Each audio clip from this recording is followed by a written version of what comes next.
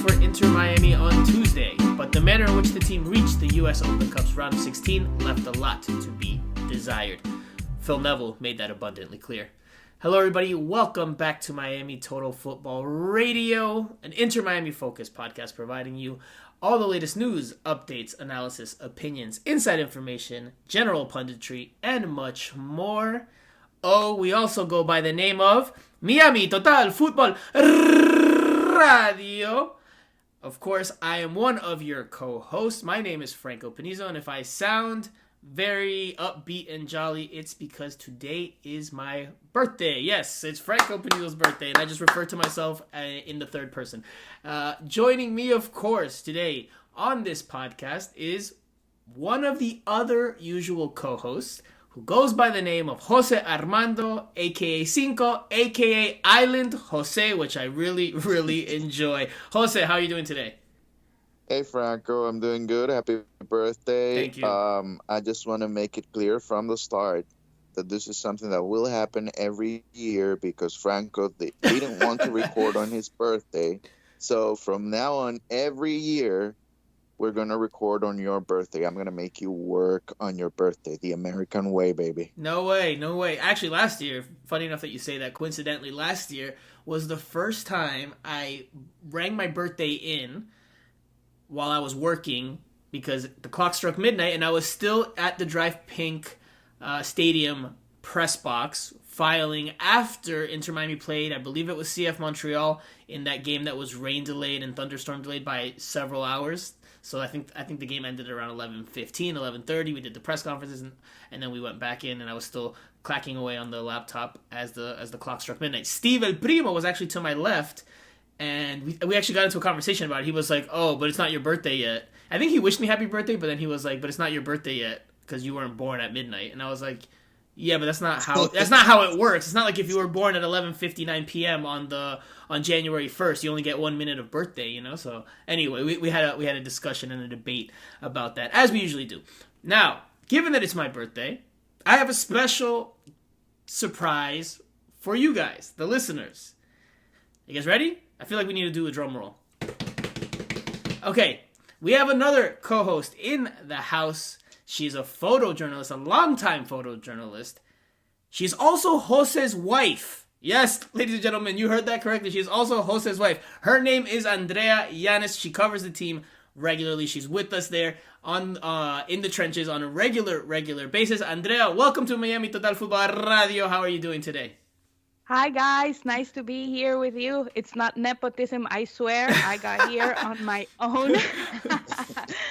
And thank you for welcoming me. I'm excited to be here, excited to talk about the team. And, of course, I can't begin without wishing Franco a happy birthday. I hope you continue to be happy with this team, at least with another win during the weekend. Well, let's see how Inter Miami does. And we welcome you. Obviously, Andrea, Jose, and we're at practice on a regular basis. We have conversations all the time. Andrea, I will let you know from right now, listeners, is very, very opinionated, as am I, and as Jose sometimes is. Jose sometimes reels it in a little bit, but Andrea's more opinionated than Jose. It's funny because sometimes we have like discussions about Inter Miami, and they'll both come at me sometimes, but sometimes Andrea and I will team up on Jose in terms of his opinions. That's actually how the nickname Island Jose came to be. Andrea had a big hand in helping out with that. Now, by the way, you guys, you know we debate on this show quite a bit, so I don't want any arguments at home. This cannot trickle into the lovely household that you guys have in Miami, because I don't want to be at fault for any arguments afterwards. Yeah, that's the one deal that we have to make before we continue on with this podcast. Deal? Deal. Okay. Jose has to agree with me all the time. Well, there we go. Okay, so we have a lot to talk about, and we're going to try to do it as thoroughly as possible, but also try to do it in a quick manner because I do want to enjoy some part of the day out and about, not working. As much as I enjoy having conversations about Inter Miami, I do want to go take my mind off of things for a bit and have a drink this afternoon with some friends and family. So going to try to go through this very quickly. We have quite a bit to talk about. Tormenta FC, the Inter Miami's win against Tormenta FC, The next round opponent, which is Orlando City. We'll talk quickly about the draw and that matchup. We'll analyze some of the individual performances from the weekend. We will also preview Saturday's upcoming game against DC United with national writer Charlie Boehm, and of course the Q&A session at the very, very end. Okay, guys, you both ready? Ready. Let's do this. All right, let's get to it. Okay, guys, so as I mentioned before, Inter Miami picked up a 3-1 victory on Tuesday night at Drive Pink Stadium against Tormenta FC, South Georgia Tormenta FC, if we want to go by the full name of that club. Now, Ariel Lasseter led the way with a brace. Robbie Robinson got a goal and a red card, and Keziah Sterling got the lone goal late on for Tormenta FC. He scored in the 88th minute. I believe, based on what they said on the broadcast, he is Raheem Sterling's cousin, the Man City attacker and winger. So, I wasn't able to verify that 100%, but that's what they said on the broadcast. Regardless, let's focus on Inter Miami. They win, they score goals, but they didn't impress all that much. And obviously, Phil Neville, after the game, was very, very critical of the team's performance in a very candid and open and honest and pretty refreshing to hear him be so honest about the performance. So at least that was my takeaway. Jose, let's jump into the game first before we dive into Phil Neville's post-game comments. What was your biggest takeaway from the match, or what was your analysis of this game? Well, I think it's just another typical cup game, right? I think similar scenario happened against Miami FC. They were the better team, but they had that one chance in the first half. They did not capitalize, and then second half it was all Inter Miami. I think against Tormenta, you have to give even more credit to Tormenta because they were playing on the road and they created more chances in the first half than Miami FC did in the previous game. So, but they were not able to score. I mean, they had clear chances. They can very easily, Phil said 5-0. They could be 5-0 in the first half. I think that's too much, right? I think it's maybe 2-3. But, if Tormenta scored early in that game, I think, the result might be different. But, it is what it is. Inter Miami should be a better team. They did not show it on the field in terms of the level of play, but they did show it in terms of taking advantage of those opportunities that they created, and they took it. I think the mistakes out of the back from Tormenta did help a little bit as well. Tormenta, they were good offensively, but defensively those were big mistakes. The first goal late in the first half comes after a bad giveaway in the middle. And, that's something that you just cannot do against an MLS team. And Ariel Lasseter was able to score, and the game changed right after, the first goal. It was basically all said and done. It was just too much for Tormenta to think back on all the missed opportunities. And then Inter Miami gets one chance, and they score on you late in the first half. That scenario, it's very tough for any team, and even more for a USL League One side. They did create the better chances in that first half. I mean, I don't think there's any ifs, ands, or buts about it. It was very clear. Obviously, Inter Miami finishes the first half up 1-0. But before I go to Andrea, these are the final stats of the game. Inter Miami lost the shots in the shots department 14-7. Tormenta had 14 shots. Shots on target, Inter Miami had 3. Tormenta had 6. Possession, Inter Miami had 59. Tormenta had 41. And pass accuracy for Inter Miami, 86%. Pass accuracy for Tormenta, 83%. But, like you said, from the run of play in that first half, Tormenta was essentially the only team creating anything. Inter Miami gets their goal late on off of a turnover at midfield. Like you mentioned, two Tormenta players went for the same ball, and their momentum carried them away from the ball after they collided. And that left the ball there in the middle of the field. Inter Miami hits back on a quick counterattack. Gonzalo Iguain to Indiana Vassilev. Indiana Vassilev to Lasseter. Lasseter finishes with authority. I think it was to the near post, so maybe a bit savable. But regardless, he scores and puts it away. 1-0. That deflates Tormenta quite a bit. Something that Phil Neville mentioned in his analysis afterwards, and something I agree with. I think after that, Tormenta, given the half that they had played, the chances they had created, they had one that was a glorious chance in front of goal that they blasted over the crossbar.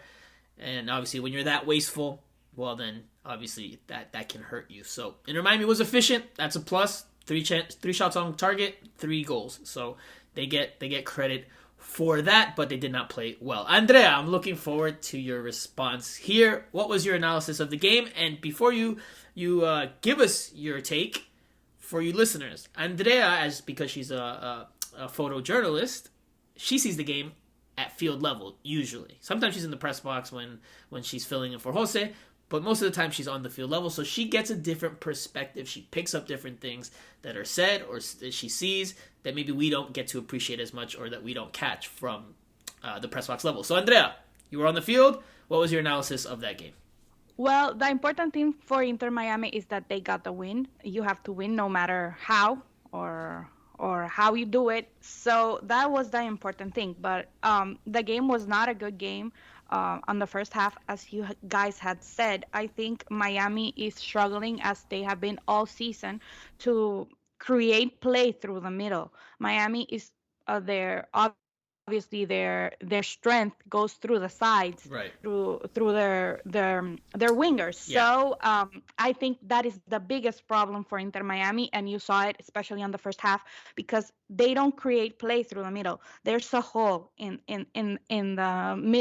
midfield for Inter Miami, especially a hole in attack, because you had Vasilev, you had Robert Taylor, you had Ariel Lasseter and Emerson Rodriguez, but basically these 4 players are the same. They are wingers. They are, as we say in Spanish, volantes de ataque, and they usually go through the sides, not through the middle. So I think that is the worst problem that Phil has, finding that player that can create that link between the attacking half of the team and the defensive half of the team. Because, of course, Mo Adams is a more defensive-minded player, yeah, and doesn't create as much play. So in the first half, you saw there was a hole. There were no balls for Iguain when he was in the middle, and there were no balls going through Iguain. Iguain has to come down and look for balls. So when you have Campana playing, it's a little bit easier, of course, because he's younger. But when you don't have Campana and you have Iguain, or you have another player playing as a 9, it's really difficult, because that player has to come down and look for the ball, because those players in the midfield go through the sides almost every time. So the teams are expecting already Inter Miami to play that way. So I think Tormenta did a good job defensively. They had a good block of defending players. So I think that was the most complicated part for the team. And Tormenta did a good job defending, but as well did a good job finding those holes in the midfield, because you have Vasilev and you have Robert Taylor. Of course, they are attack-minded players. So of course, the other team is going to take advantage of the holes that they leave when they attack, when they go forward. And then you have Yedlin and you have Jones that are also coming forward. The team doesn't have a strong midfield to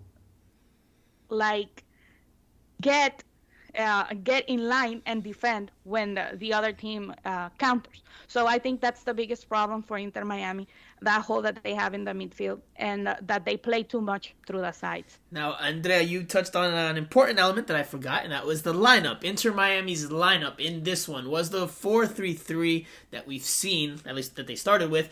Drake Callender was in goal, and the back four from right to left: DeAndre Yedlin, Jairo Quinteros, Christopher McVeigh, Jovin Jones. The midfield trio: Mo Adams was the 6, Indiana Vasilev and Robert Taylor were the 2 box-to-box midfielders. The midfielders a little bit more advanced than Mo Adams. And then your front 3 from right to left: Ariel Lasseter, Gonzalo Iguain, and Emerson Rodriguez. Iguain came back into the lineup. We will touch on his performance in just a little bit.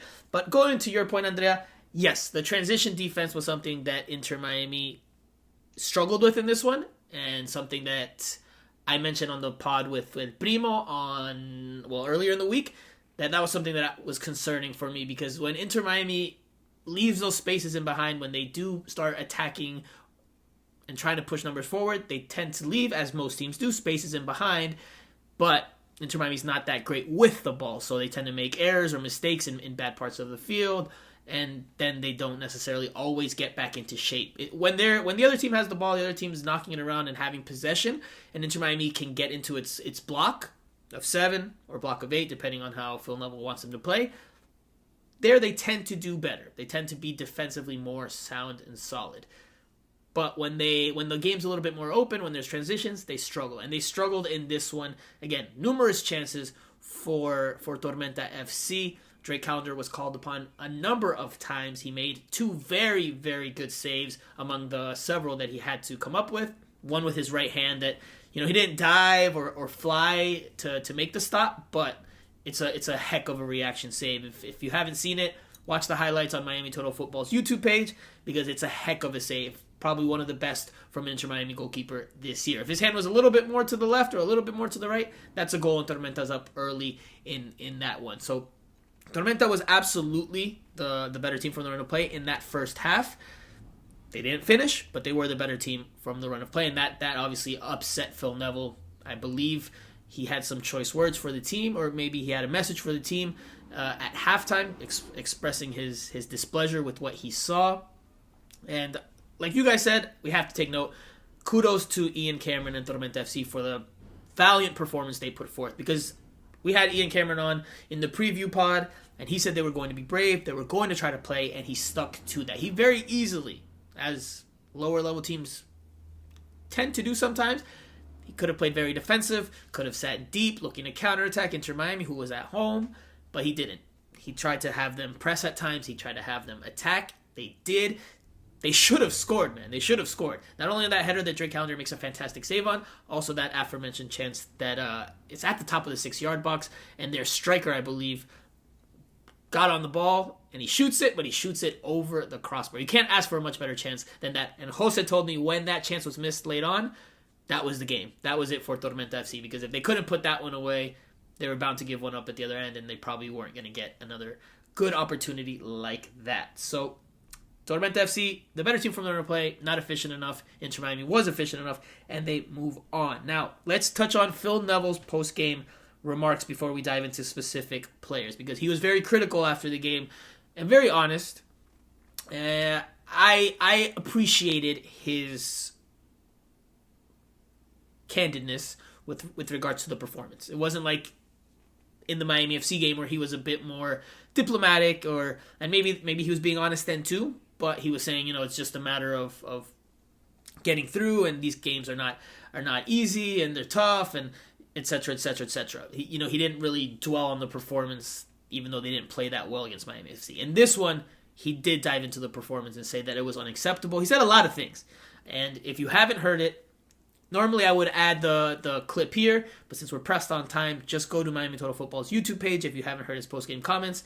Very, very honest and pointed remarks to the team. Jose, I'll start with you, since you were in the room. What did you think of Phil Neville's post-game comments? Well, yeah, I did appreciate the honesty. Although, listening to his comments just a few hours later in after training on Thursday, he dialed it down a little bit. He took on the responsibility as well because of the changes that he needed to make in the lineup. But I think just overall that gives you a sense of what the standard is now for Inter Miami, or what Phil wants it to be, right? When you have a performance like, and especially the first half, I think especially the first half, when you have a performance like that, when you get outplayed at home by a USL League One team, you need to have some sort of reaction, right? You cannot go into the press conference room and try to find excuses and talk about excuses, or this was going this way or that. No, just take on that responsibility. Just know that you needed to be better. You needed to be the better team on the field. That did not happen. And, something needed to be said about that. And the one thing that caught my attention as well, out of everything that he said, it was about, players that got opportunities, players that got opportunities in that game. And he basically said that they didn't take advantage of that opportunity that he gave them. Well, hold on. We got. Well, let's be a little more specific with what he said. He said there's been players that have been knocking on my door, asking for minutes, and we've seen now, and I'm paraphrasing, but this is more closely what he said, and we've seen now why they haven't been playing and why they probably won't play on Saturday. So very, very honest, but very pointed comments. Who do you think he was talking about? Because some people are saying Iguain. I don't think Iguain was knocking on Phil Neville's door asking him for minutes. I have a name in mind. Who do you think? I'm with Andrea. Jose? Yeah, I agree with that. I was about to say as well, Emerson, because I think Iguain, and I asked him about Iguain just later on in the press conference, and he said he was okay. But I was thinking about that answer that he gave us just a few minutes earlier. Sure, so I just want to... Absolutely. Yeah, because, I mean, that's the story, right? If he's talking about Iguain, and it's good to have him clarify that. You know, it was not Iguain, it was not Drake Callender. He talked about, I think, 3 or 4 players, and he was okay with the performance. Ariel Lasseter, I'm 50-50 on that one because, I mean, he sounded happy that he scored, but I'm not 100% sure that he was completely satisfied with what he saw from Ariel Lasseter. But Emerson Rodriguez, no doubt. No doubt. And I think also Jairo Quinteros. He's referring to Jairo and Emerson. That's true. Jairo Quinteros was not good. He was not good early in the first half. You know, there's a ball that goes through him, and oh my God, he looks, just terrible. Timing wasn't there. The ball passes right in front of him. He has no awareness that an attacking player is right behind him. That was. I know you didn't like that. He doesn't play. Right? He doesn't play. That is because he doesn't have rhythm. The same with Emerson. So hold on. I want to say wait. Hold on. Wait, one second, Andrea. Because there's Jose mentioned that in the press box, and I didn't agree with him in the moment, and when I rewatched the game again, I still don't. I guess I agree with you to an extent that yes, he shouldn't let that ball just go straight through. But he did have an attacker in front of him that he was marking, and he expected that player to get the ball. That player misses the ball. He misses the control of the ball, and then it bounces behind Quinteros into the guy behind him, which should have been Yedlin's guy. So while I agree he should have stopped the ball regardless from coming through, even though the other striker didn't get it, and that's what he was anticipating. I can't give you he didn't have any idea that there was a guy behind him. That should have been Yedlin's mark on that sequence from my analysis.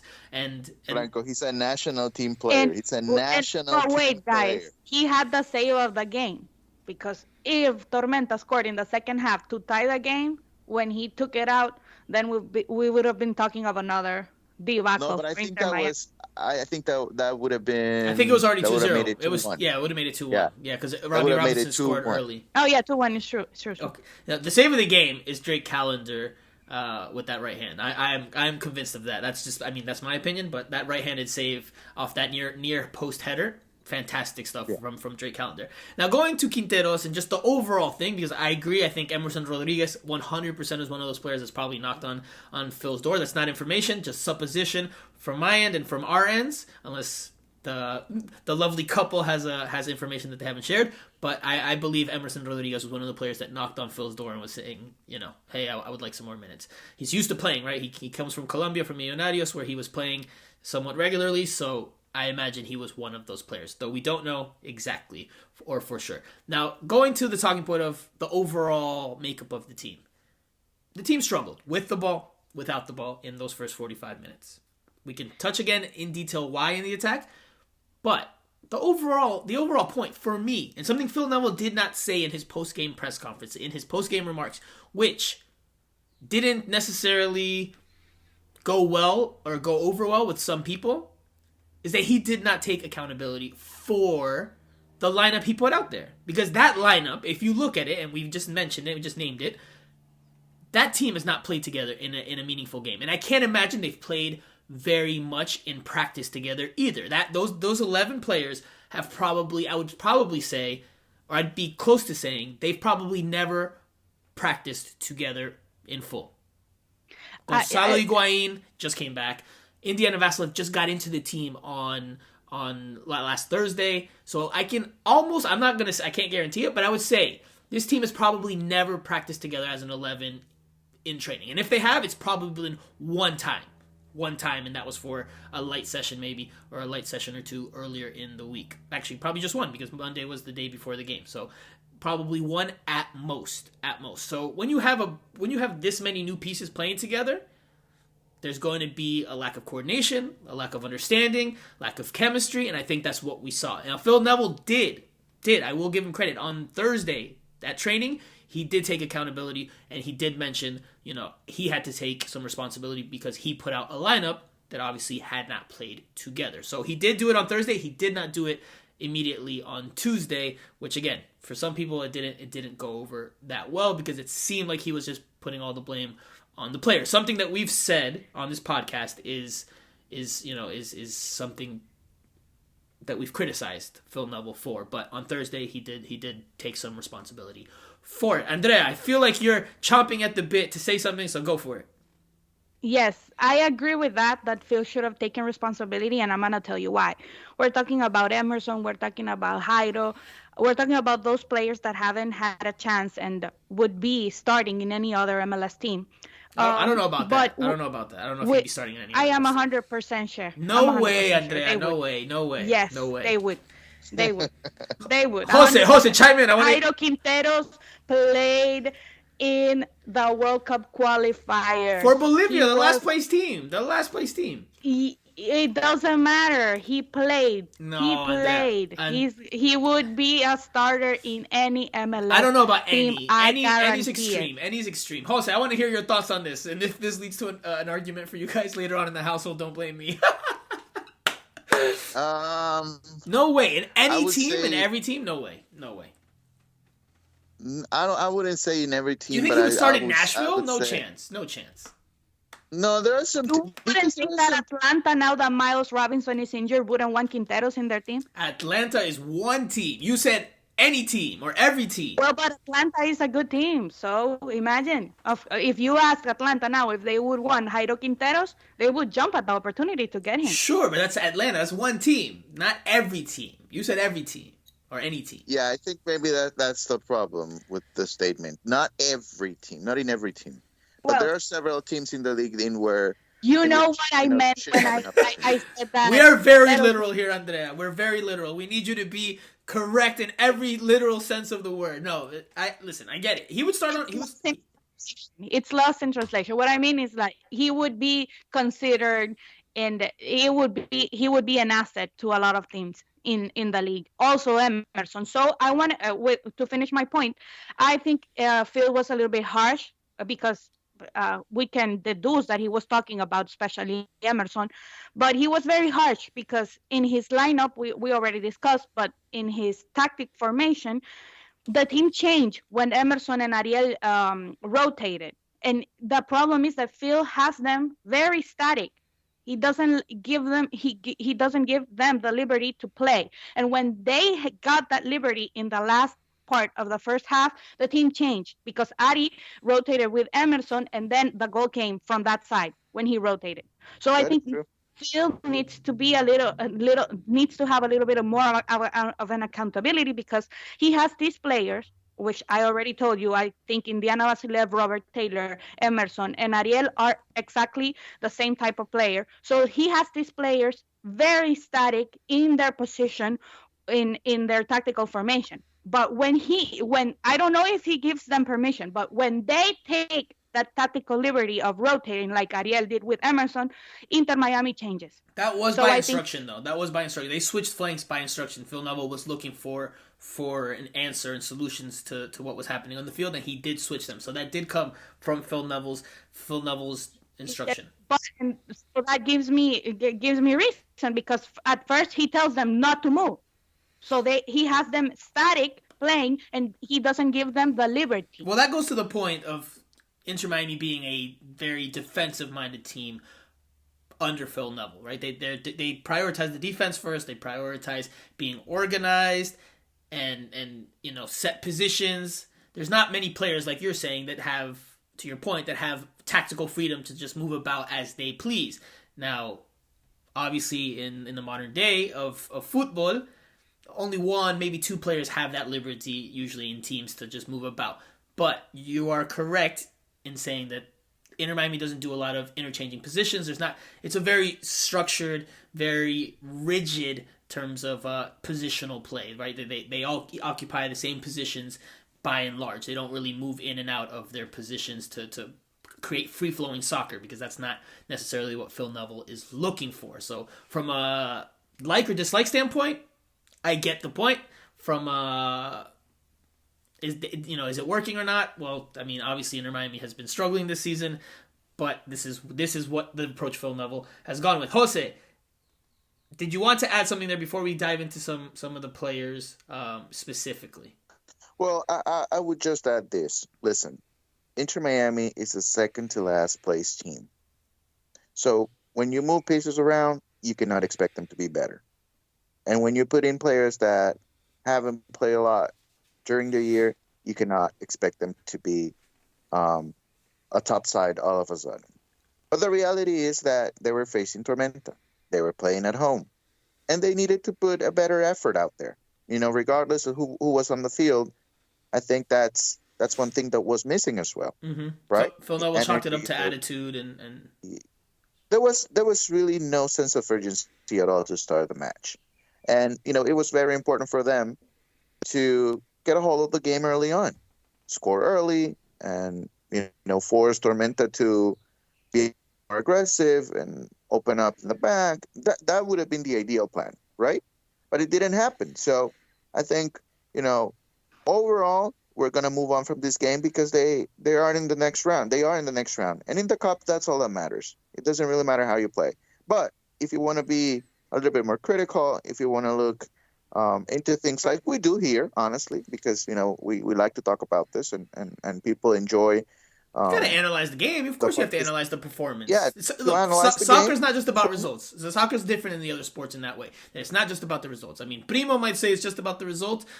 I wish he was on the podcast right now so we could ask him if this performance was good enough, because against Miami FC, he said it was good enough because they won, which is a very, like I said in Spanish, resultadista way of looking at things, a very just results-oriented, okay, well, they won, so it must be good enough. No. Clearly, I mean, Phil Neville said it in this one, they won, sure, but it was not good enough. He even called it unacceptable. So I would love to hear El Primo's take on this one. Maybe I'll ask him later on next week when we come back on, because next week we're going to have two shows again. There's another midweek matchup, although it's an MLS game. Jose, sorry, I interrupted you there. Anything you want to add to close out that thought? No, that was it. That was it. It just, again, it's only normal that the team struggles in the setup and so many things, but the desire to win, the energy, the sense of urgency, all that, it doesn't really matter who's on the field. That needs to be part of Inter Miami every single game, and that was not there against Tormenta. So I think that's the one thing that we have to criticize the most. Absolutely, because listen, I've criticized me personally. I'll put my name to it. Phil Neville for the lineup he put out there, which he also again took responsibility for on Thursday after the game, 2 days later. But the attitude and effort from some of the players was a bit disappointing. Yes, they might not have the movement synchronized yet because they're playing with a different group, a different lineup. But you still want to see at least a little bit more from some players. I thought Emerson Rodriguez had a very poor game. He came out at halftime. Gonzalo Iguain, non-factor. And then Quinteros and McVeigh didn't look great. McVeigh, who's been pretty, I would say, solid for the most part this year. Solid, not great, but solid. Even he had a very poor game. Again, I think that's a testament to just being part of a team that has never really played together, or probably never played together for very much in a training session. Now, let's dive into specific players. Specific players. I think we've touched on Emerson a good bit, so we can skip him. I think we have enough there. Although, again, I reiterate, did not think he had a great game, and I thought it was a good move to pull him out. He continues to show flashes, but he has not been wow in any appearance he's made yet. Yes, he's been coming mostly off the bench, but he's also had a start here and there, and he has not delivered. Just had a few moments of impressive dribbling skills at times. Now, let's go to Iguain. Gonzalo Iguain, 45 minutes in his return. Again, I already said what I think. I'll go to Andrea. What do you think of Gonzalo Iguain? Well, I think Gonzalo is a little bit out of rhythm. He's a little bit struggling to come back to maybe that game form that he had before he got injured. and before he got that knock again in the game that he returned, I think he's struggling a little bit physically. But I think that lineup didn't help, as I told you at the beginning. It didn't help the way that the Inter Miami plays. It doesn't help a striker like Gonzalo Higuain because he has to come to get the ball instead of the ball coming to him. So I think he struggled. I think it was a good call to pull him at halftime.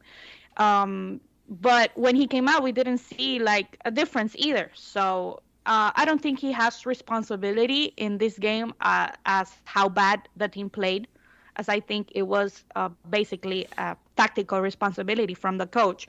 Also, I agree with you guys that the players maybe could have given a little bit of more effort, but I don't think Gonzalo was a deciding factor in this game. He came out and the team continued. They got better a little percentage, but they weren't a great team even in the second half, even if they scored 3 goals at the end of the game. So I think Gonzalo is reeling physically. He's struggling physically, especially to get into that form, to get into to being able to play 90 minutes, especially in a team that doesn't give him balls.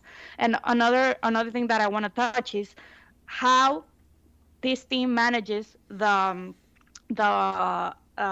corners and the free kicks and all of that. Attacking or defending?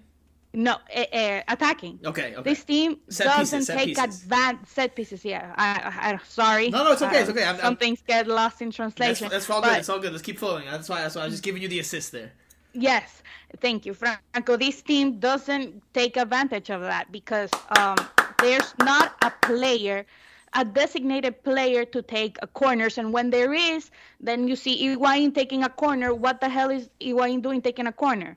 And when you see another player, you see Yelling taking free kicks instead of Iguain when the free kick is in the front of the goal. So I don't understand that. That's one thing that Inter Miami needs to get better in because they don't take advantage of those balls. They don't take advantage of set pieces. They don't take advantage of that. So I think that needs to get better, and especially if Iguain is playing, Iguain needs to be taking charge of that because I think he has the best touch of all the guys that were playing in the first half. He has the best touch, the best feet, the best foot. He has the best foot, so he needs to take those balls. Sorry that I went ranting, but I remember about that, and so basically I think Iguain needs to get a little bit fit. No problem. Listen, no problem at all. I applauded you while you were saying that because I have banged that drum for 2 years and counting. Now back to the Diego Alonso days, back to Phil Neville's first season in charge, and I've started to bang that drum. I started to bang that drum this past weekend, and I asked Phil Neville about the lack of success on set pieces because they still have yet to score on a set piece this season, and they have someone on the staff, set piece specialist. I talked about this on the pod over the weekend, so I won't dive into it again. But it's absolutely a facet of play that Inter Miami needs to be better in, especially if they're going to struggle with the ball from the run of play and be a counterattacking team. And at times that might not be enough. You need to be better on the set piece situations, on the dead ball opportunities, because that's the formula for a counterattacking reactive team, right? Take your chances when you can from transitions, and then take your chances on dead ball situations, which Inter Miami hasn't done yet. So 100% agree with you. Phil Neville did make a good point over the past weekend after the Charlotte game that they don't earn that many corner kicks because of the way that they play. Okay, but they do get some or a few, and they do get some free kicks as well. So even if they only get a few, there's a premium then even more so for them to be better in that facet of play. 100% agree with you. 100%. And they get free kicks, and then they play the ball short. They don't take advantage to send the ball into the area. I don't think they have found to dive into this a little bit more. I don't think they have found a good free kick delivery player. For one reason or the other, they just haven't found it. I also think that the movements in the box, maybe that's not the best, and that hasn't been the greatest, getting separation from players and being able to get away from your marks. But they've clearly rotated quite a bit. You can even go back to last year. At times Luis Morgan took them. At times Gonzalo Iguain. At times Federico Iguain. It just was... They've never really found that player. And I don't agree with you there, Andrea, though, that Gonzalo should be the guy taking it, because I've seen enough of his corner kicks, and they tend to not make it into dangerous areas. They tend to be cleared at the front post. They tend to be a little bit low for my liking. So I think that's why you see them rotate. That's why I don't think he's been the one taking. I think we've even seen Bryce Duke as of late take a few. Jose, anything you want to add with regards to Iguain's performance, or should we move along? Because we have 3 more players to talk about. I'll just add one little thing. I think he's setting himself up for failure again.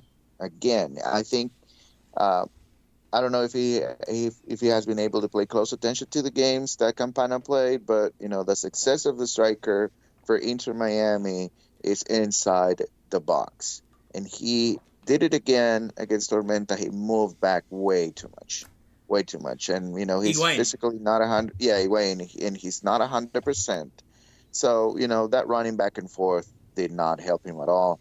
I do agree that the team did not set him up inside the box, and he got a little bit desperate and moved back and went back to his old ways in Inter Miami, which did not work early in the season. And that's why Campana took over, and everybody wants Campana to be signed to a 10-year contract. But there's that Jose sarcasm.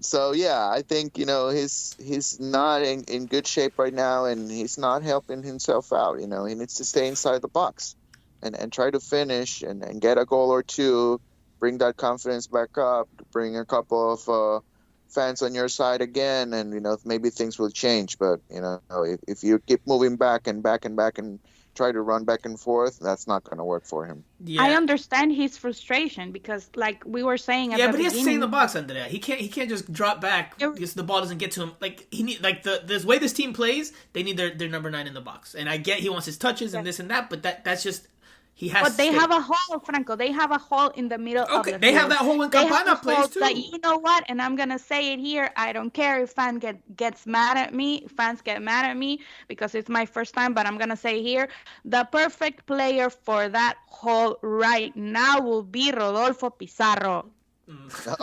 El Primo would be really mad. El Primo would Forget about the fans. El Primo. Yeah. He is the 10 that. No way, Andrea. No way. But play in a 10 position. Of course, he could take the free kicks. He could take the corners. That is the player that this team is missing. I love Indiana Vasilev and all the energy he brings, but he is exactly the same player as Robert Taylor, exactly the same as Lasseter, exactly the same as Emerson, Robbie Robinson. So we need something else. We need someone to spice up the midfielder. Or there you have Ascona. Give Ascona minutes. You need to look for some options, because this team and everyone in this league and in this country has them figure out how they play. I told you all Andrea was very opinionated. I told you guys. So there you guys go. There you guys go. Listen, I don't agree with everything you said, but I understand your point, but I don't agree with it. Like, Pizarro and Iguain can't play together. We know that. We've seen that. We've seen Iguain play as the 9, Pizarro's a 10, and it just didn't work. So I don't agree with that at all. But let's move on, because otherwise we're gonna stay stuck in the past. Robbie Robinson scores a goal. He comes off the bench at halftime. He scores a goal 2 minutes after that. But then later on in the game, he gets a red card for a physical altercation with the Tormenta FC center back Jake Dengler. Just your thoughts on Robinson's overall performance, starting with you, Jose. This is a hot topic for me. But let's be quick, because we're starting to run long. No, I just want the podcast to keep on going until your birthday is over. No. Haven't you noticed that? This podcast will not come out until Saturday, if that's the case, and I'll do it. I want you to work as much as possible on your birthdays, so give me time. All right. So here we go. No, I'm just kidding. I think. Listen, I think Robbie Robinson. I think he can run a lot. He brings energy to the team. But I think the attitude that he came into the game on Wednesday or Tuesday, was it? Tuesday. I didn't think it was the right attitude. I mean, he's not even a really well established player, and it looked to me from the press box, I could be wrong, like he came with an attitude, right? I would say too much confidence, and then he started talking to the center backs, And eventually, after he scored the goal, the celebration was just a little bit cocky and like I'm the superstar coming in. I have 2 minutes in the game and I already scored on you guys, so I'm here. Here, Robbie Robinson, the superstar. And then he continued to talk to the center backs, and that was something that I watched. I watched him. I don't know if it was banter or what was going on, but there was a conversation going on with the center backs, and eventually that led to the red card, which is something that I asked Phil in the press conference, and he said that he was disappointed, and I was disappointed as well, because if you're going to pretend that you're the better player, if you're going to pretend that you're the superstar, you scored 2 goals after coming into the match, then you need to show that as well in some other aspects of the game, and he was not able to do that. I think that's a silly red card that might be costly to the team because they have a lot of games coming up, so they're going to need him without a doubt. So I was disappointed, and just I don't know if this is something that can be fixed. Hopefully, with time, and when he has more games in as a professional. Now, there's another point that I want to touch on this because hold on, because we're running long. I'm gonna give my part, and then Andrea, and then you can. No, I have to say this. I really have to say this. He's 23 years old. He's not 16 or 17. So forget about Robbie Robinson being the young player, promising player, superstar in the next few years. He's already 23 years old. Nowadays, players that are 23 years old are no longer considered young. No way. If you're 23 years old, you need to know exactly what you want to do with your career. So forget about it. Don't give me that Robbie Robinson is young and that's why he got the red in card. the American soccer. No. Hold on. What's no island? What's no island then? No, espera. Hold on. You guys didn't let me even finish. He's young in the American system because he's coming out of college and he's still in his initial years as a professional. But I agree with you. I agree. Jose, I agree. Not young. Okay, Jose, I agree with you that he's not young in soccer sense. Because if you talk about a life sense, yes, he's young. 23 is young. But if you're talking about in the professional soccer world, 23 is on the younger side, but it's not young. Teenagers are young, 20, okay. I get your point. Anyway, let's go back to the topic at hand. Robbie Robinson's red card. I thought it was. I don't have your interpretation of his goal celebration. I don't share that. I think he just put his arms up and celebrated it in that way because I imagine that Phil Neville gave the entire team an earful because they didn't really celebrate emphatically, or it was just kind of like a very muted celebration, not only from Robinson but from the entire team. The players that came and celebrated with him, they came later on. It wasn't like a big group thing like you normally see. It wasn't like an explosion or a euphoria of excitement. So I think it was a muted celebration. I don't read into it like it was an arrogant type of celebration. However, the red card he got, and there was maybe some jawing before that, and maybe there was some physical contact from the center back. It was idiotic, because it's not even on a soccer play. It's not even a soccer movement. It's not even him going for the ball. It's him just going into Dengler's face and then getting shoved and then trying to pull off a headlock, which automatically, hands to the face, hands to the neck area, hands to the head, that's an automatic red card. So he was gone from that moment that he did that. And look, we've been critical of other red cards in the past, but at least those come from players making soccer plays. Trying to win the ball, trying to make a tackle, trying to prevent a player from running in. They might not be the best decisions, but they're soccer plays. This was not a soccer play. This was a WWE play, wrestling play, and he got the rightful red card, as did Dengler. Both teams finished with 10 men. Very, very foolish from Robbie Robinson. Listen, you can get rushes of blood to the head. Things like this happen to even experienced players, but he absolutely has to learn from this because that was unnecessary. In a different game, maybe only he gets sent off, because if you look at the replay closely, he's the one that puts Dengler in the headlock, and then Dengler, just because he's holding on to him, drops him down, but Dengler doesn't put his hands to his head or anything like that, and I think that's what Dengler even says when he gets red carded. He's like, I was just headlocked onto the ground, and I just went with him as part of the momentum. But regardless, foolish from Robbie Robinson, unnecessary. Although I will note this part, and maybe this is the silver lining, maybe this is the slight and only positive you can get out of it. We saw some fire from him, because too many times we have said Robbie Robinson doesn't show much on the field. He looks like, he doesn't look like he cares, like he's just going through the motions. At least here we saw some chispa. That's the only little positive I could put in there. But again, I think it's foolish. I think absolutely. I said foolish, unnecessary, 100%. Foolish, unnecessary, the whole thing. I got you, 100%. There is a double standard in this team, because if Emerson Rivaldo did this, Phil will go berserk in that press conference and call him names and call him that he's not ready, that he needs to go to a second team. There is a double standard, because what Robbie Robinson did, almost 24 years old, you cannot do that.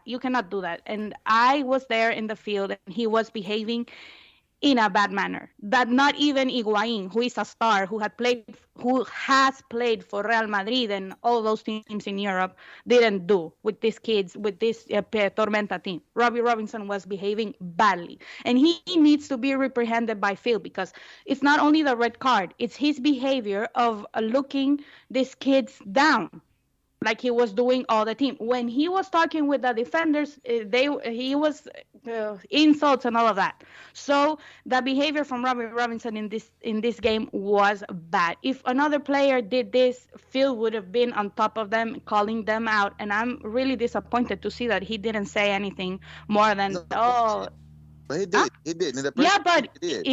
He was like, okay, yes, a bad, but not a reprehension like I think he needed. So what you're saying is that Robbie Robinson is el engreído de Phil Neville.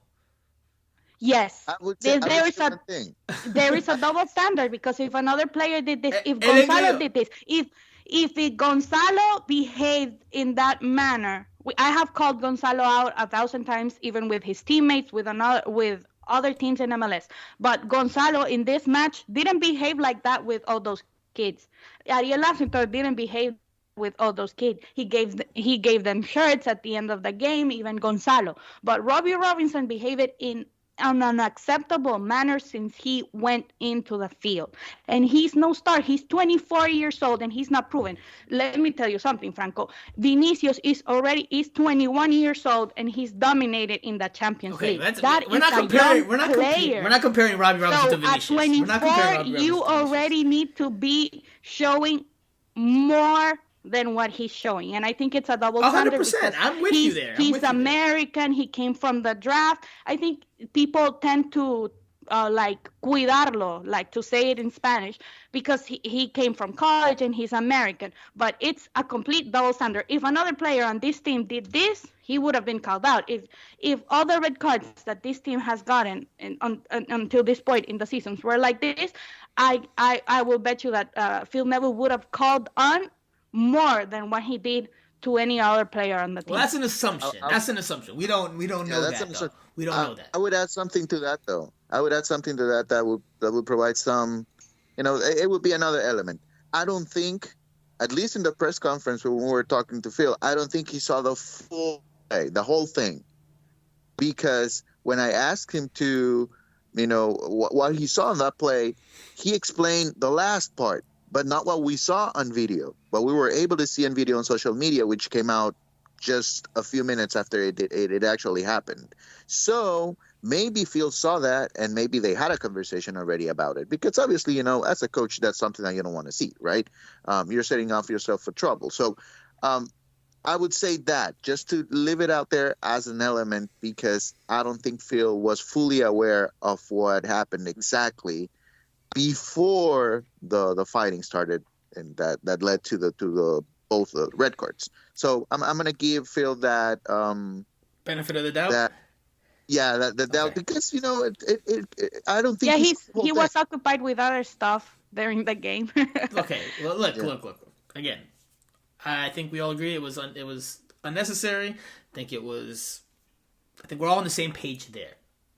So he'll miss the next game, the Open Cup game against Orlando City, although he will be available for selection this weekend, I imagine. Although he came out to practice on Thursday a little bit after most of the team. I don't know if he trained individually, because by the time he came out, it was time for the media to walk out of the open part of practice. So Phil Neville said he hopes that Robbie Robinson's available for the weekend, so we'll keep an eye on that. It would help Robbie Robinson to mature. I think that is what. Look. Phil Neville did say something on Thursday that was interesting, and I don't want to dive into it on this pod because we're already going very long. We're gonna have to shorten the Q&A session as a result.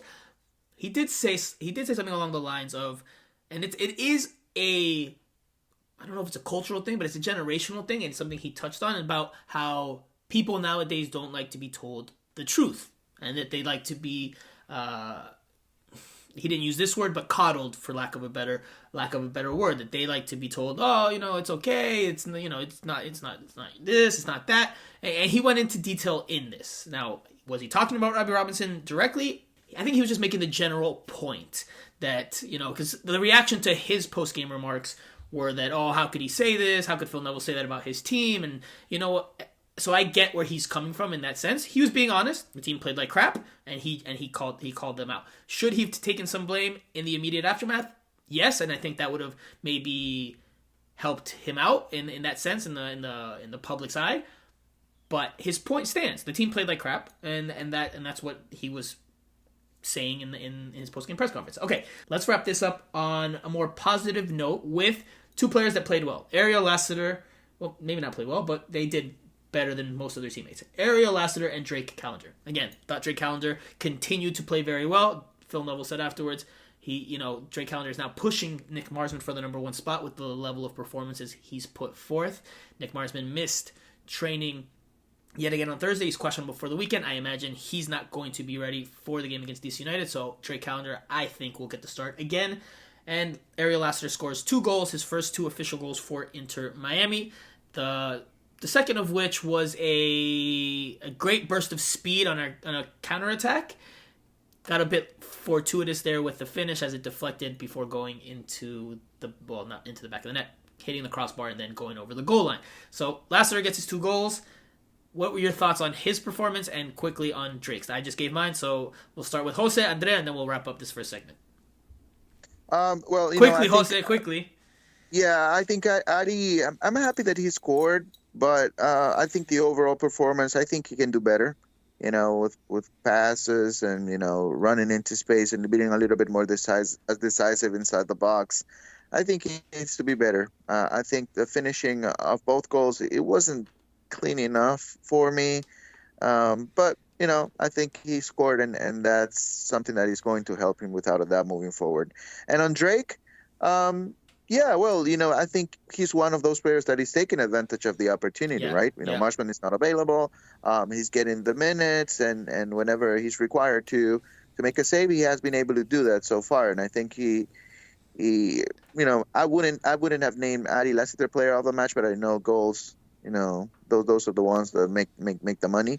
I would have named Drake Callender the man of the match against Tormenta because of what he did in the first half. If he doesn't make at least 2 saves, and Tormenta scores those 2 goals, I mean, Ariel Lasseter means only we're going to extra time and maybe penalties. Right. So Drake Callender, great effort. Yeah.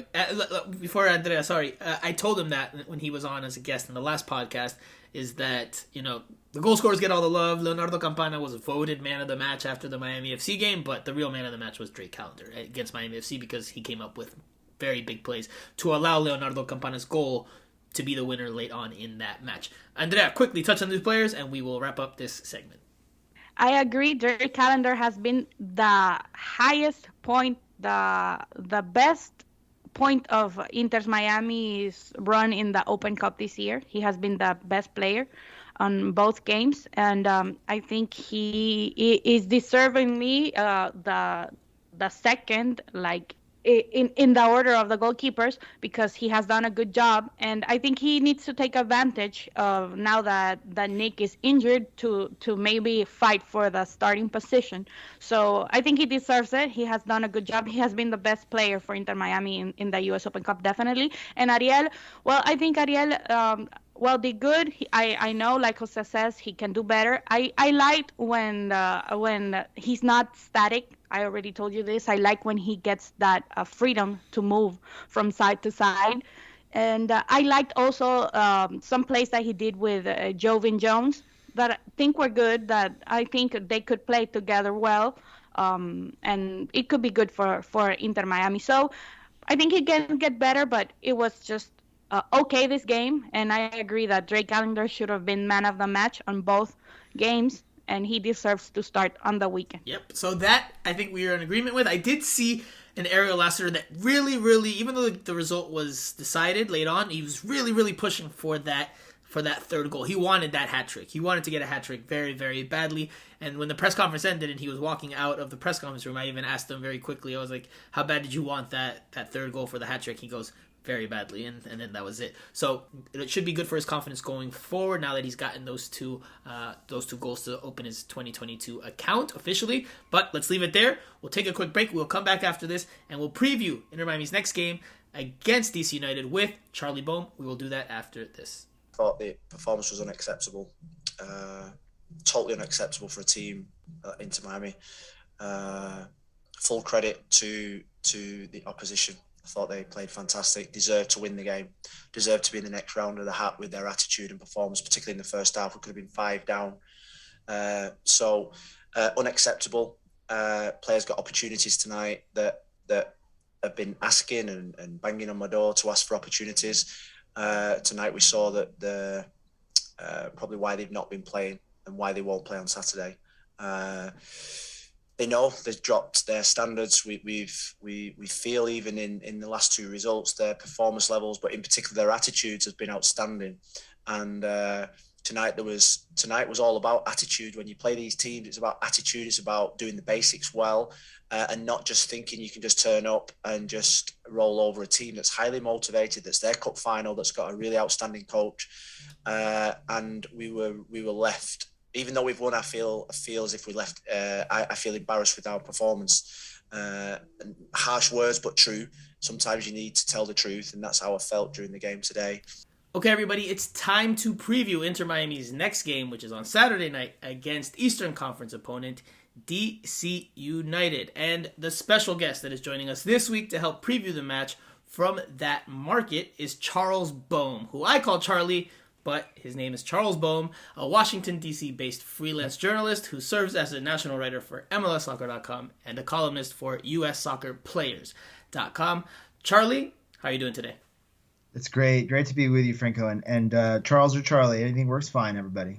Okay, well, yeah, we go way back. I remember hanging out with you and having a fun night in Brazil during the 2014 World Cup. And not just you, it was like there was a throng of a throng of MLS and U.S. soccer, U.S. men's national team reporters in Sao Paulo for the World Cup. And I remember we had a good Friday night out. I think that was like our only Friday that we were like free. I forget if the U.S. men's national team didn't have practice the next day, or I forget what it was, but I remember being on some strip in Sao Paulo and us having a good, fun Friday night as a group, because besides that, we were working, I think 95% of the time in Brazil. Yeah, working or flying, right? That was a lot. That was like the most incredible jet setting across Brazil schedule you could ever imagine, and here we are, nearly 8 years later. Can you believe it? Yeah, man, time's flying.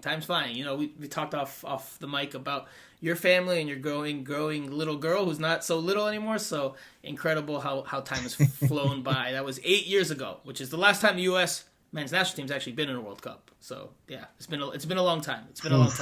But let's talk about DC United, because that's what I hope the listeners will learn something from you about. And let's start with, what have you seen from DC United so far this season? They are in 10th place in the Eastern Conference, 4 wins, 5 losses, 0 draws, no ties, and they have scored 12 goals and given up 13. So very up and down. They've gone through a coaching change. Hernan Losada is no longer the manager at DC United. Interim head coach Chad Ashton is. So, Charlie, it's been a pretty eventful start for DC United. What can you tell us about their season so far?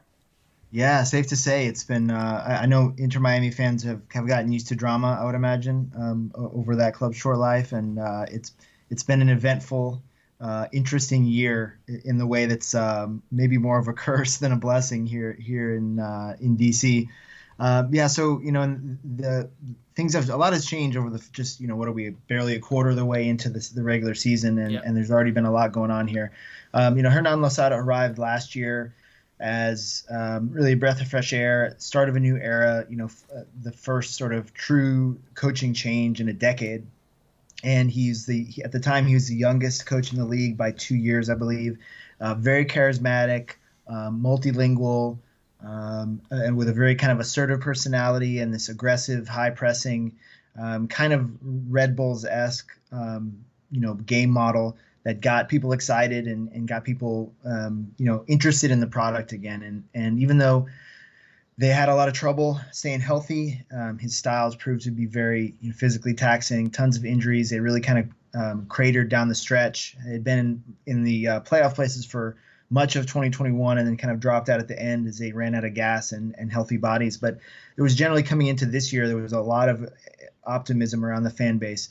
In the sense that there was an identity here, there was a clear ethos, and the question was going to be just how could they improve that and become a better version of themselves, and what would the front office do to bolster the Losada way with signings and acquisitions and that sort of thing. And then it took a while for it to come out from behind the scenes, but there was almost from arrival, but definitely going back to last summer, there was a little bit of friction, I think, inside the club in terms of Losada's relationship with the decision makers above him, with ownership. His approach, he had sharp elbows, is kind of a phrase I've used a few times. And some of that, I think, was him being, Argentinian coach, sort of a Latin American mentality, who had also spent a lot of time in Belgium and had been in, a big European league. And his approach was, look, I mean, if you don't like what I'm saying, like, this is just how things are done around the world. This is right. I'm modernizing the club. And he would, lobby in the media very publicly urging the club to spend more money, spend more on not just signings and transfers, but also, upping the investment off the field as well. They were already in process of building, while he was coach, moved into a new training facility out in the exurbs in Northern Virginia, and you're just continuing to kind of push. And as we found out later, he was antagonizing people. He was also treating players in ways that, sort of bordered on abuse or maybe even crossed over the line, depending on your perspective, in terms of a real fanatical emphasis on fitness, weight, checking in on weight, body fat. I mean, really taking things to an extreme. And just this week, even, Losada's been gone for a few weeks now. But Chris Seitz, who was the backup goalkeeper last year, spoke out very powerfully on Twitter this week about kind of the mental health problems he had and the anxiety and depression that Losada's approach sort of pitched him into, and it kind of hastened the end of his career. He retired in January. So, we're still sort of picking through the wreckage of the short, interesting Losada era. But in terms of, the last few weeks, I mean, the idea is to have a much less explosive personality as head coach, who's Chad Ashton, who's the interim, who's been an assistant going back more than a decade. He's done it before, right? He's done the interim thing before, I believe. Yeah. He served on an interim basis after Ben Olsen was fired in the late stages of the 2020 season. Yeah. And got results. Got what was a kind of a dead in the water team. Got a few results out of him, and it came down to the last day. They almost squeaked into the playoffs, having really had no chance of that a month or two before. So, he was the idea is a safer set of hands in leading things, but the same ethos, the same tactics and style that Losada brought in, and just try and smooth things out. Now, what have you seen on the field from the group now with Chad Ashton as the head coach? Is it still that high pressing style, or have they changed tactically a little bit with regards to obviously how they play on the field? Yeah, he wants to do things like Losada did, in the sense of being direct, pressing high, not necessarily all the time, but most of the time, for trying to force turnovers. They do make pretty patterns when they're playing well, and they can kind of pass and move and stretch the opposition. But physical intensity, aggression, getting stuck in, sort of dictating the tone of a match, that all is still there. And the idea is to maybe just take fewer risks. Try and tighten up the defending a little bit, and it's been mixed results. I mean, they got a great result against New England. Upset what I would still consider an upset, even though the Revs have been struggling this year. Last month, but they got beat pretty soundly on their trip to Columbus. rebounded last week with a home win over Houston. And really the big story, sort of the storyline that's drowned out any kind of talk of tactics for now, is the arrival of Taxi Fountas, who's the newest designated player, a Greek player who came in from Rapid Vienna, who was originally he's going to play out his contract in Austria and join in the summer. DC paid a reported $400,000 to get him out of Rapid early, to get him in sooner before the current MLS transfer window closed. And he even he antagonized his old club by effectively, as best we can tell, refusing to play until they signed off on the deal. But he's been a breath of fresh air. I mean, he came in. I don't think he scored on his debut. I think he started as a substitute, but he has come in and been that sort of sharp finisher in the box to turn the possession and the chance creation into goals. And so right now, I mean, we're still in the honeymoon. He's only played a few games, but he's been a real spark. Now you beat me to one of the questions I was going to ask you by touching on him there a little bit, but who are some of the key players for DC United going into this game? If let's say there's Inter Miami fans that are not familiar with DC United almost at all, who would you say are the key players to keep an eye on for this week? Who are the most important players that Inter Miami fans might see on the field on Saturday night? Yeah, well, Julian Gressel, who made his name at Atlanta and then got the big contract he was looking for and has become more of a centerpiece since he arrived in DC a couple years ago, is a big danger, wide right.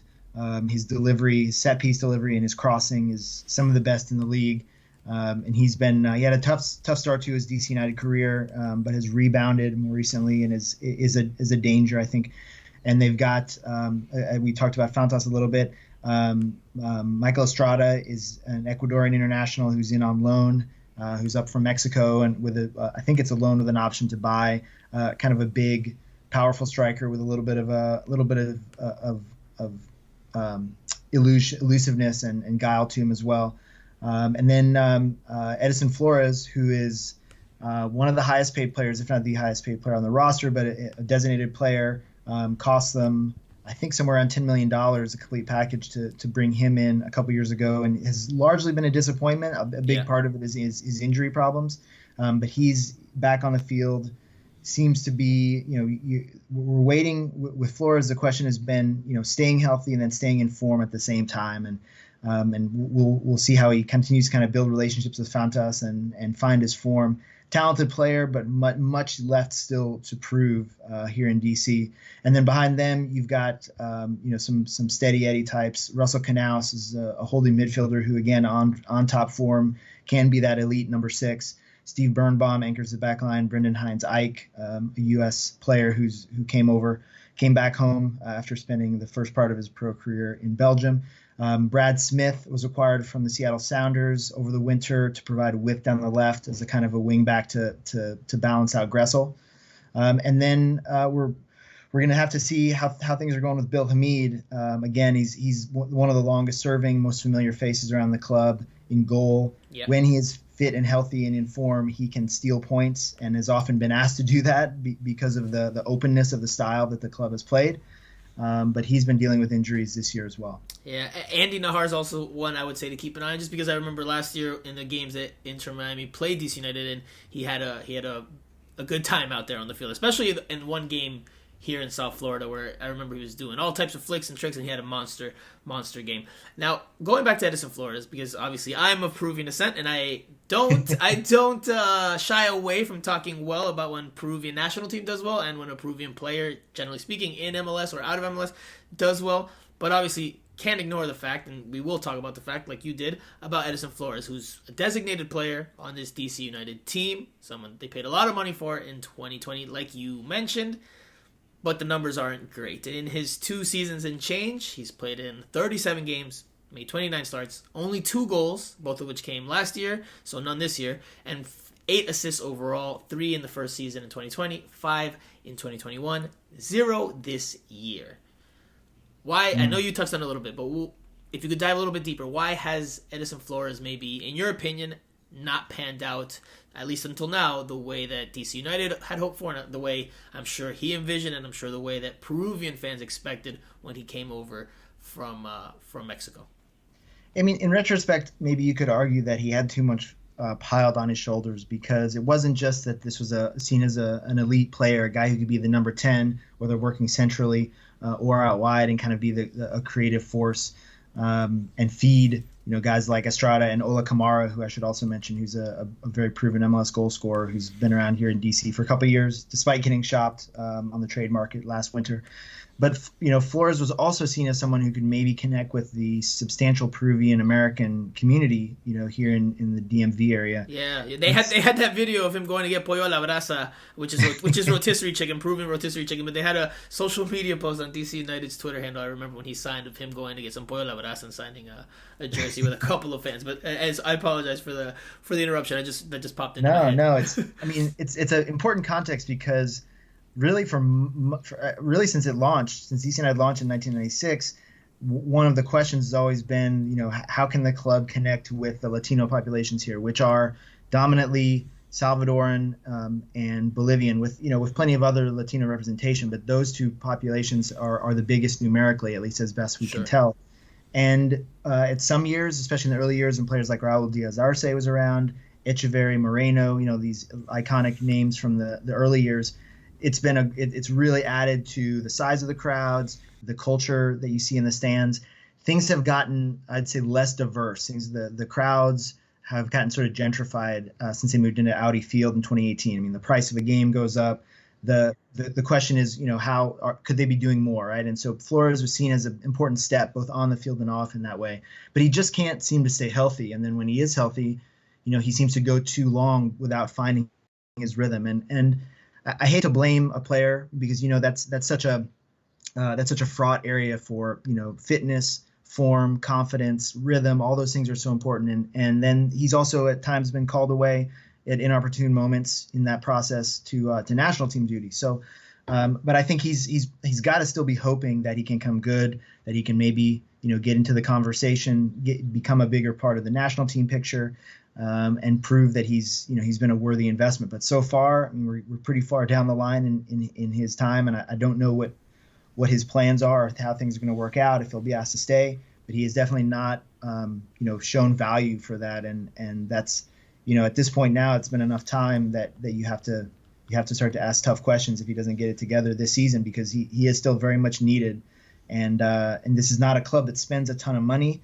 Even one of the things that the fans are stewing about in the wake of Losada's departure was the managing partner and one of the owners, Jason Levy, and basically he's the chief executive of the club, saying, telling, I can't remember if it was the Washington Post or maybe it was the Athletic, basically saying, we're going to be middle of the pack spending in MLS, but we're going to be targeted and strategic in our spending and so forth. And this came out right around the same time that it was reported that the ownership group was also taking interest in purchasing the Washington Nationals baseball team, which plays across South Capitol Street from Audi Field. And so for them to be talking about, modest spending on the salary side while then flirting with sort of $1 billion acquisition like that, I think that really sort of, for a lot of the hardcores, that ruffled was some feathers. Yeah, that was a clangor, right? Yeah. To have those things happening together. And then in the wake of that, they kind of punted on this week's Open Cup game. They had the New York Red Bulls come to Audi Field on Tuesday, and Chad Ashton elected to call up some guys from the second team and basically play a B or B minus team against a strong Red Bull side, and they got beat 3-0 at home as a result. So all that, doesn't have the vibes at ideal levels here right now. Sure.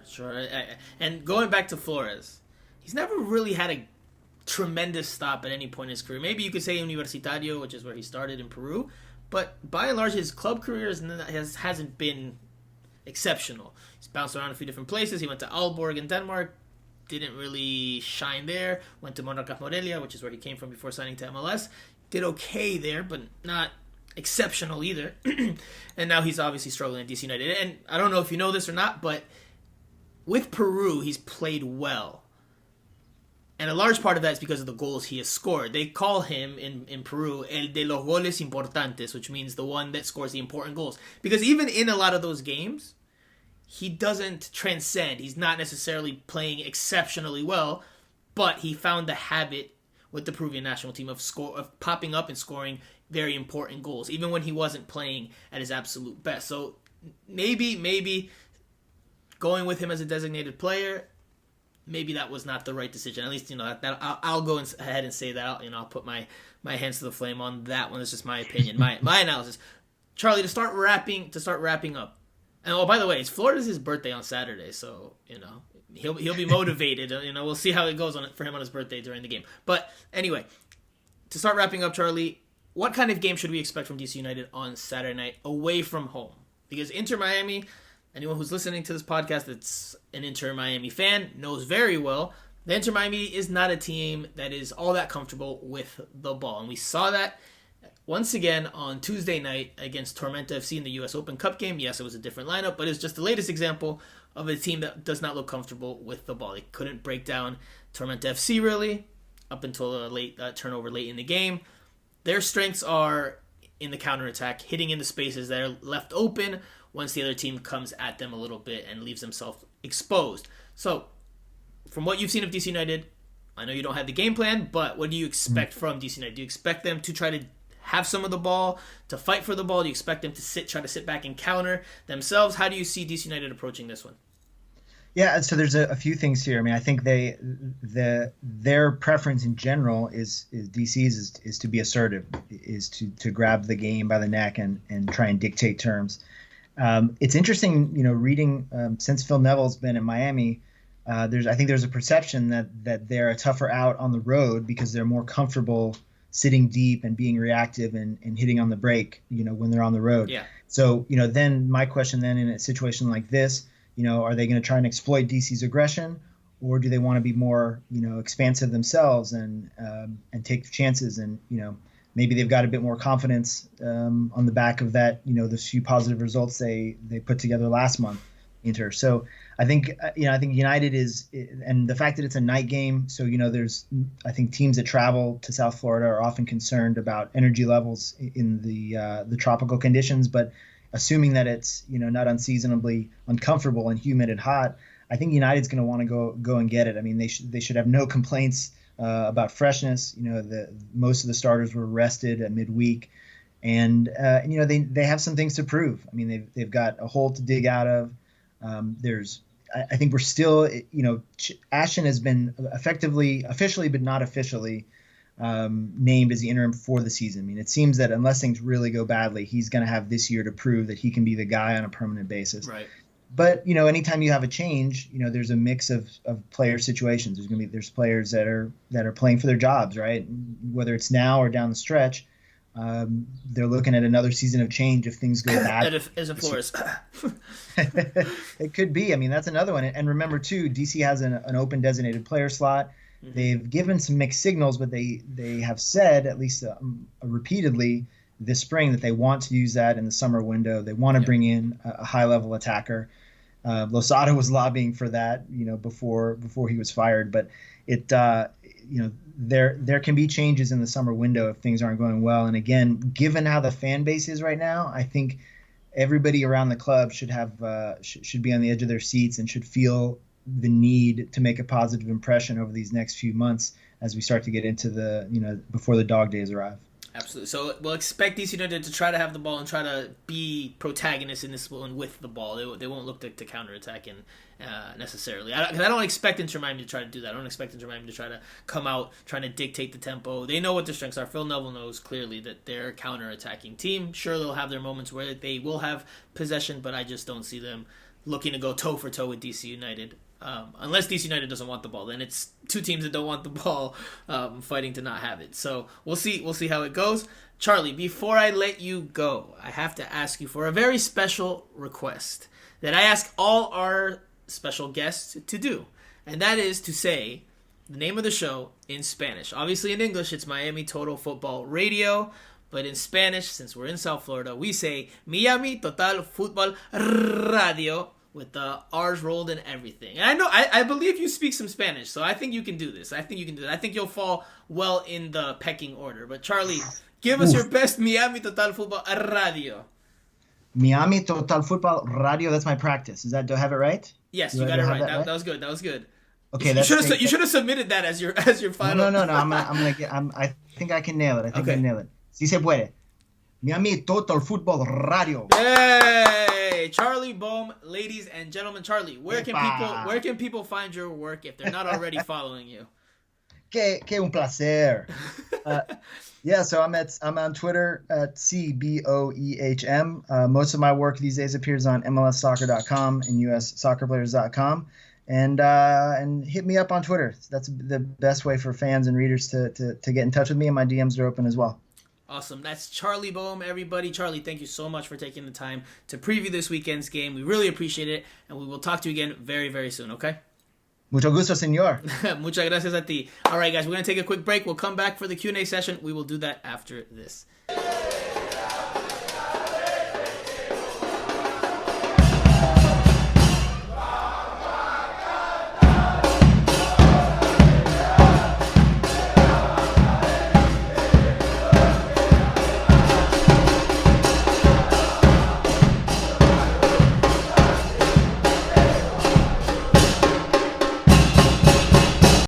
Okay, guys, it's Q&A session, and we're going to make it very short because we've gone very long on this podcast. No, Jose, we will not do 6 questions, as you said, off the mic. We do have quite a few questions, but we're only going to answer a couple.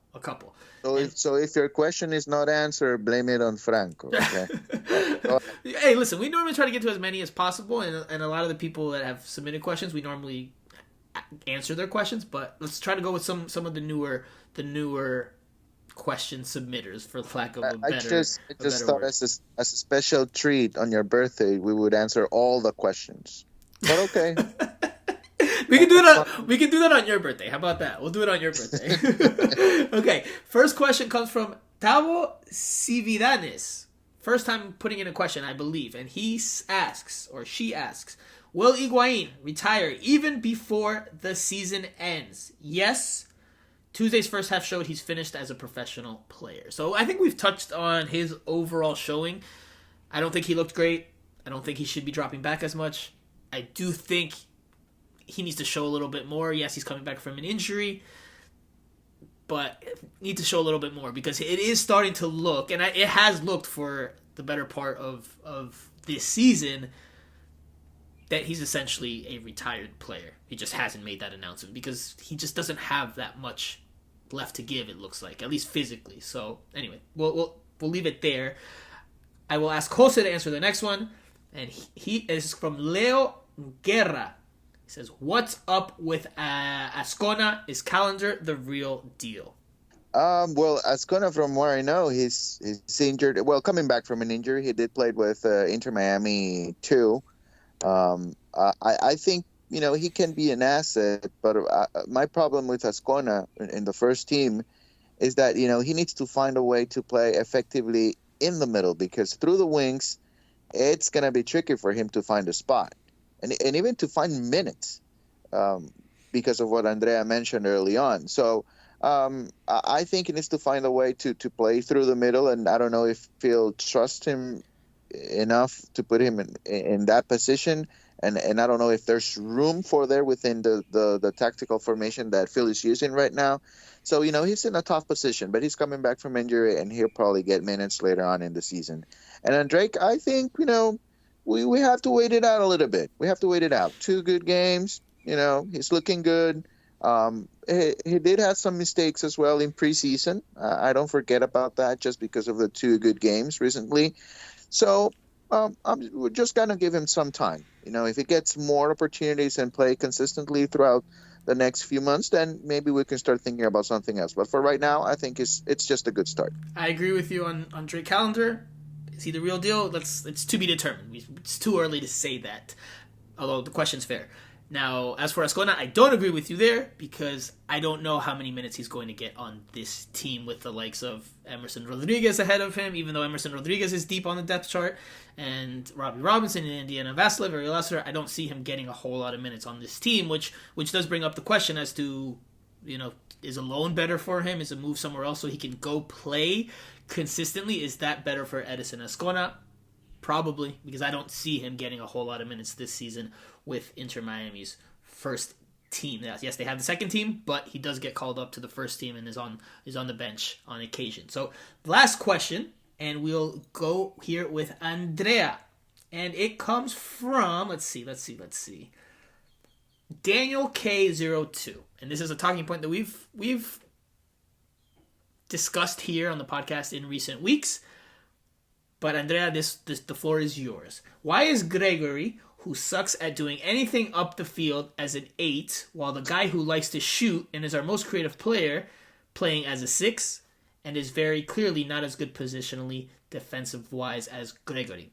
Please help me understand this madness. Obviously, he's referring to Gregory and Jean Mota. So, Andrea, your analysis. Well, I think it's because of the lineup of the tactical position that Phil wants the teams to play. He needs both players in the midfield to make the team stronger, because if not, it would be, as we say in Spanish, a pasón from the other team, and they would destroy Inter Miami if you don't have two players in the midfield like he likes to play. So I've said this point. I don't know if you touched on it there specifically, but for me, I think the reason why we're seeing Jean Mota as the 6, as the defensive, are occupying the spot that a defensive midfielder occupies, and Gregory as the 8, as a more advanced midfielder, more box-to-box midfielder.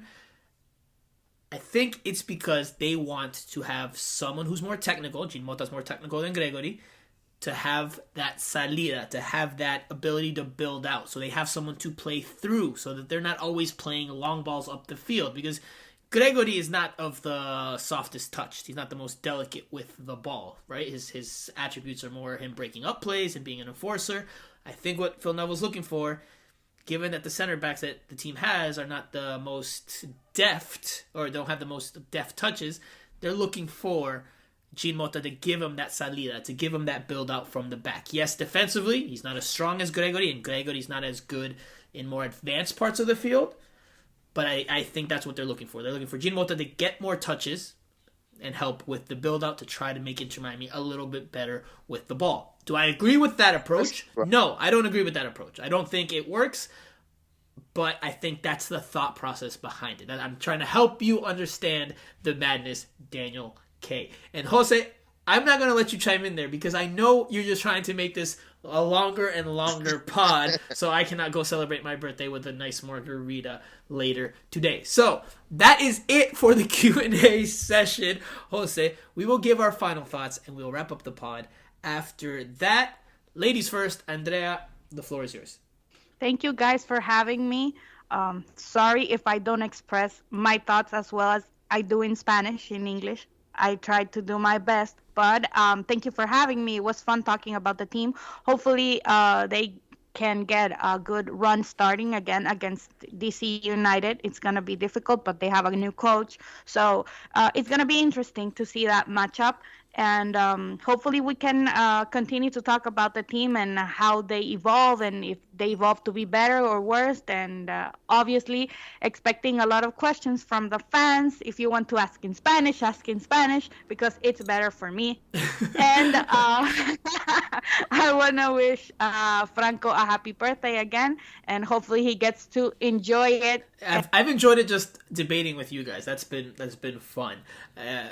So keep going. Let's keep going. No. But Andrea, we thank you for absolutely for coming on to the podcast, and you might have just given the listeners a little bit of a hint as to another thing we have planned. I won't go into details what it is just yet, but I'll just say that Andrea may have just tipped our hand a little bit there. She might have left a little clue as to something that we have in the works that may be coming very, very soon with regards to Miami Total Futbol Radio. Jose, final thought.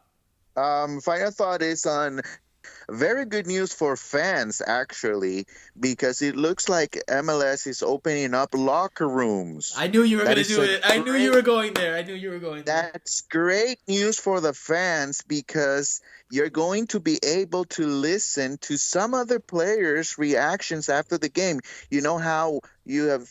Inter Miami have gone through very exciting matches and some others that not so much. And sometimes you're looking for answers and you're looking for that one player that made that one mistake. You want to listen what happened. You want to listen the player explain exactly what was going on the field. Then we might get that opportunity to talk to that player because the media should be allowed in the locker rooms. So that is great insight for the fans because we will be able to ask those questions because this is a league mandated rule. So hopefully that happens very soon in Inter Miami so that we can provide you guys with more insight and more information. That was my final thought. I knew you were going to go there. I knew it.